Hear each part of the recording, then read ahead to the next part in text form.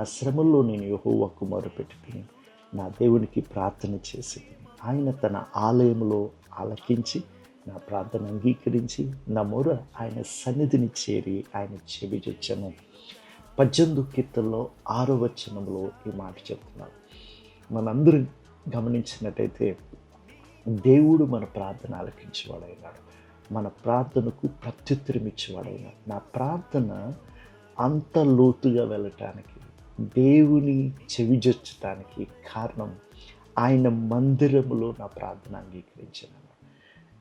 గమనించినట్టయితే ఆ మందిరం క్రీస్తు అయ్యన్నాడు. 3 దినాల్లో ఈ మందిరాన్ని పడగొట్టి తిరిగి లేపుతానన్న ఆ క్రీస్తు మన కొరకు నిజముగా పాతాళంలోకి వెళ్ళి తిరిగి లేచి సజీవుడైనాడు. కావున ఆయన నామంలో చేయబడిన ప్రతి ప్రార్థన ఇంత లోతుగా దేవుణ్ణి తాకుతుంది, దేవుడు ప్రత్యుత్తరం ఇస్తాడు. కావున ఆయన నామంలో ప్రార్థించమన్నాడు.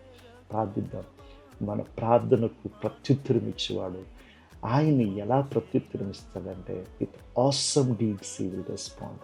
ఆశ్చర్యకరమైన కార్యములతో ఆయన ప్రత్యుత్తరం ఇచ్చేవాడైనాడు. ఊహించిన దానికన్నా అత్యధికంగా కార్యములు చేయదేవుడైనాడు. ప్రార్థిద్దాం. ఆయన ఆమేన్.